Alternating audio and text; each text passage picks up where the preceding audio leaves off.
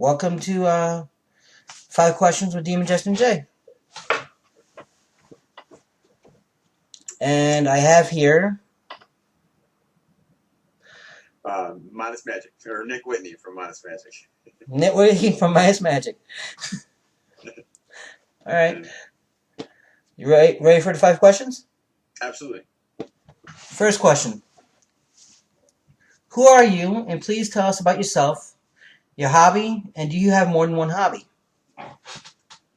Well, my name is Nicholas Whitney, and I own a company called ModestMagic, and we're just getting going making gaming terrain. So, and that kind of is my hobby.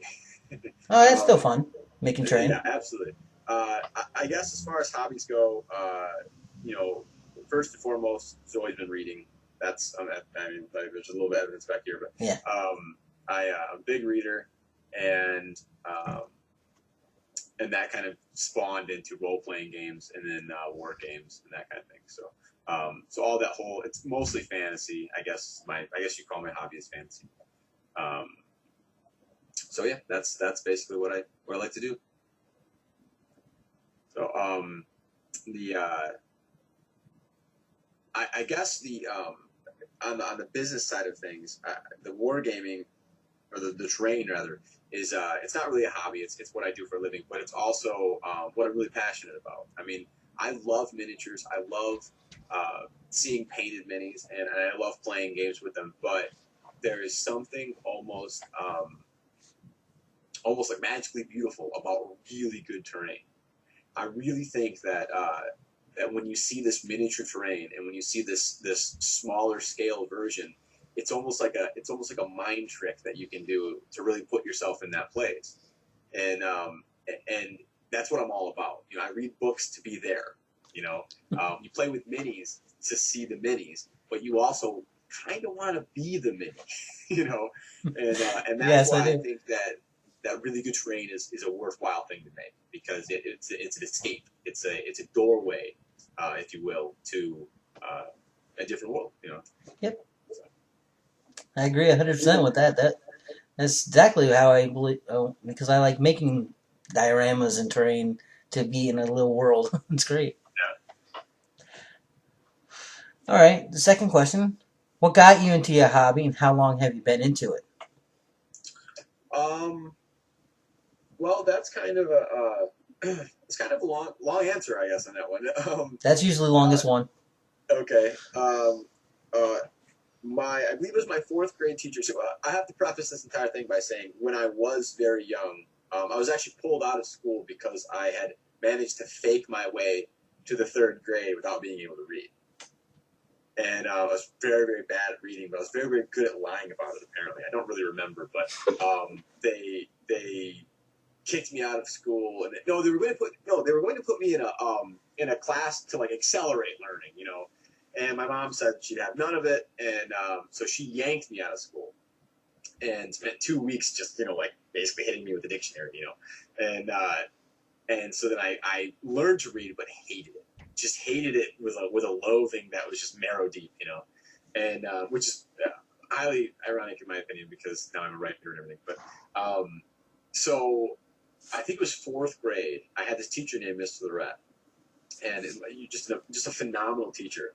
And I don't know if he just really saw something in me that he thought I needed some extra attention, or if he was just really good at making all of the students feel that way. But I know that I felt like I felt as a student that he was interested in me, and he wanted me to succeed personally, Nick Whitney. And so we got this, I'm rambling a little bit, but we got this assignment that we had to read an entire novel. And this day I had read, exactly what I had to. It's like I wouldn't even read like the back of a cereal box if I didn't have to. I just shoved it out of the way because I couldn't stand reading. And so I went up to him and I said, I just can't, I can't do this. I hate reading. I hate everything about it. And I had good reason, because at the time I kind of felt like it ruined my life, and he said, well, let's talk about it. I said, all right. And he said, what's your favorite movie? Wizard of Oz. Okay. I'd seen it, 1,500 times or whatever. And he said, I think I can help you. And the next day, he came in and he had L. Frank Baum's The Wizard of Oz. And he said, this is the book I want you to read. And I said, well, I've already read, I've already seen the movies. And it's not the same. Just read it. And I went home and just devoured it. Just like he figured out a way to get me. I was already engaged in the story. And all I had to do was read it. And it was like, I often wonder, if I had had a different teacher, what would I be? What would my life have been? So, anyways, I just devoured this book. I brought it back, and I was like, man, that was amazing. And I remember this clearly to this day. I said, I wish there were more books like this. And he said, there are lots of books like this, especially this one. And he pulled the next L. Frank Baum book out. There's 15. And I didn't know that. I didn't know it was a book in the first place. I thought the movie came out and someone wrote a book about it, not the other way around. And for the rest of the year, I'd turn in one Oz book, and he'd hand me the other from his personal collection. So I read them all. And that inspired two things in me. One, reading, and two, fantasy. And once I got that escape, once I got just a taste of that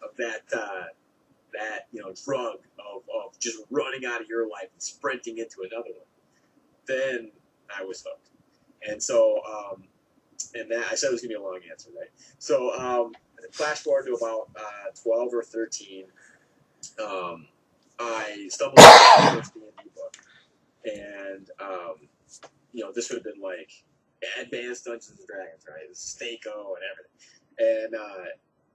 And I took it to my parents. I said, I want to play this game. This is amazing. It was like my buddy's book or something. And they were, at the time, they were really kind of like puritanical, like non-denominational Christians. And they just shut me down. That is not a game you're allowed to play. And so like another year went by, and I just thought about the game, but never got to play it. And then it became like a private obsession. Like, let's play this game,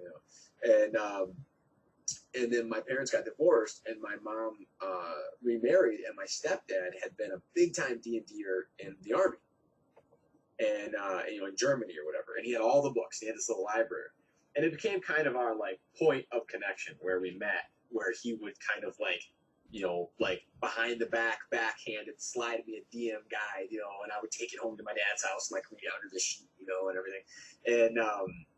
And for about a year, I just read these books but never played, and I had memorized them. And by the time I finally played as a character, you could ask me like, what page is this chart on? I'm like 78. I just Oh, you're that guy. I was that guy. And he even had some pure miniatures, and I would just like take them over, pew pew pew. I wanted to play so badly, and then when I finally did play, I loved it so much that I basically just went to my dad and said, I'm playing this game. I'm sorry that you don't agree with it.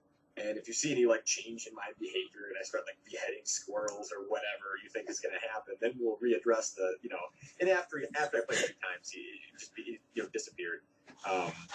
So that was basically how I kind of got into it. And then as far as like the terrain and stuff, I've been playing D&D now for like 20 years. For 20 years, I've been using pop cans and Pringles cans and crap like that.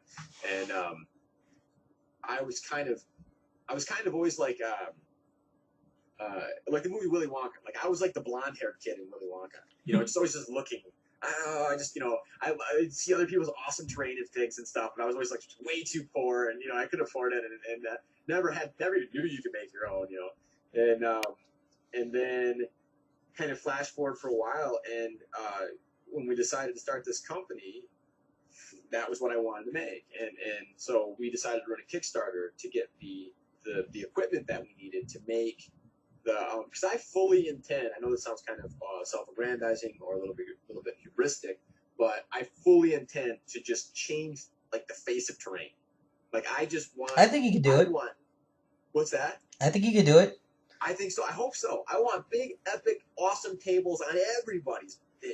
Everybody have access to these things. I want to find that sweet middle ground between the true hobbyist and the gamer, and put everyone in that camp. You get the basic materials, and all you got to do is paint it and scribe on it, and then you have this really cool stuff. And that's really what I'm shooting for. So anyway, I had this kind of idea, and it all started with that Castles and Keeps terrain.